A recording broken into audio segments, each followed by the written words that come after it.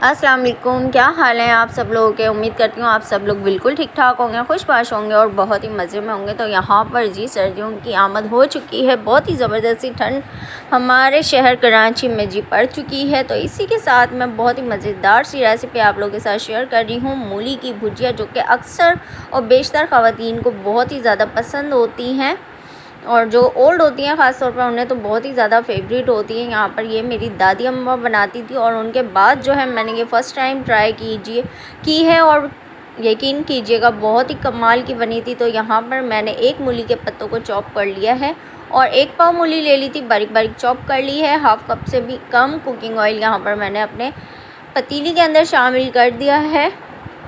बहुत ही मज़ेदार सी ये भुजिया बनी थी। थोड़ा सा मेरा इसमें टच है और बाकी जो है ये मेरी दादी अम्मा की रेसिपी है। तो यहाँ पर मैं 8 से 10 लहसुन को जो है बारीक बारीक स्लाइस में कटिंग कर लिया था, वो शामिल कर देंगे हम कुकिंग ऑयल में।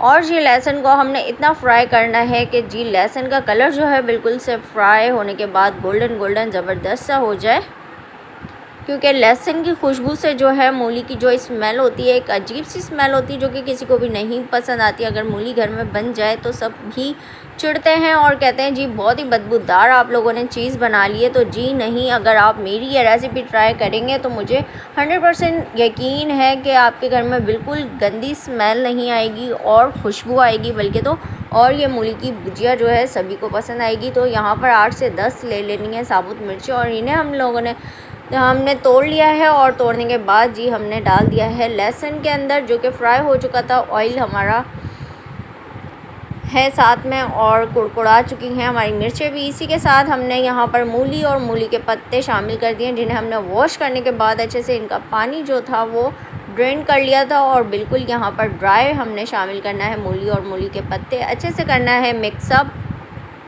और यहाँ पर हमने लगा देना है कवर। 10 मिनट्स के लिए हमने इसको कवर कर देना है ताकि जो मूली है और मूली के पत्ते हैं इसमें से पानी जो है वो रिलीज़ हो जाए। तो यहाँ पर आप लोग देख सकते हैं कि मूली ने जो है वो काफ़ी सारा पानी जो है वो रिलीज़ किया है और यहाँ पर हम सॉल्ट शामिल कर रहे हैं अपने टेस्ट टू अकॉर्डिंग। आप चाहें तो मूली और मूली के पत्ते बढ़ा भी सकते हैं, लेकिन यहाँ पर मैंने अपने लिए बनाई थी तो बस यहाँ पर इतनी ही काफ़ी थी मेरे लिए, क्योंकि बच्चे मेरे अभी काफ़ी छोटे हैं, वो इस चीज़ को पसंद नहीं करेंगे। तो यहाँ पर मैंने नमक को अच्छे से कर देना है मिक्स और इसको वापस से ढक्कन लगाकर कुक होने के लिए रख दिया था 15 मिनट के लिए। और यहाँ पर इसका पानी काफ़ी ज़्यादा ड्राई हो चुका है, कुक हो चुकी है, गल चुकी है बहुत ही अच्छे तरीके से। पानी का एक भी देख लें आप लोग नहीं है इसके अंदर कतरा, बहुत ज़्यादा अच्छे से ड्राई कर लिया है हमने और ये बहुत अच्छे से गल चुकी है। बहुत ही मज़ेदार सी खुशबू आ रही है और बिल्कुल से झटपट से बन जाती है। दोपहर में आप लोग लंच में लें इसको, बहुत ही मज़ा आएगा। सर्दियों में अगर ऐसे खाने खाए जाएं तो बहुत ही ज़्यादा मज़ा आता है और जी सर्दियों का मज़ा भी दोबारा हो जाता है। तो यहाँ पर मूली गल चुकी है और इसे मैं कर लूँगी चमचे से अच्छी तरह मैश। आप लोग चाहें तो ऐसे भी खाकर सर्व ऐसे ही खाने के लिए भी खा सकते हैं, निकाल सकते हैं, मतलब घोटे नहीं, अगर मैश ना करें। जिन लोगों को ऐसी ही साबुत सब्ज़ी पसंद हो वो ऐसे भी खा सकते हैं, लेकिन यहाँ पर मुझे मैश किया हुआ चाहिए था तो यहाँ पर मैं इसको स्पून से ही मैश कर रही हूँ। अच्छी तरह से घोट लूँगी क्योंकि मुझे घुटी हुई सब्ज़ियाँ ज़्यादा पसंद आती हैं बजाय इसके कि साबुत खाई जाएँ इस तरह से।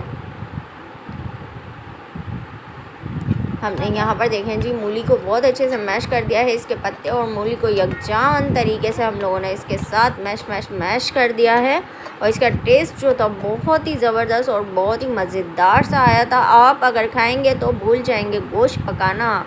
तो यहाँ पर हमारी सब्ज़ी जो है बनके हो गई है तैयार। और अगर आप लोग चैनल पर फर्स्ट टाइम है तो चैनल को कीजिएगा सब्सक्राइब, साथ में लगे बेल आइकन को ज़रूर प्रेस कीजिएगा और कमेंट सेक्शन में मुझे बताइए ये ईज़ी सी रेसिपी आप लोगों को कैसी लगी। अपना बहुत सा ख्याल रखिएगा, दुआ में याद रखिएगा। मुझे दीजिएगा इजाज़त। अल्लाह हाफ़िज़, take care, bye bye, see you next time इंशाल्लाह।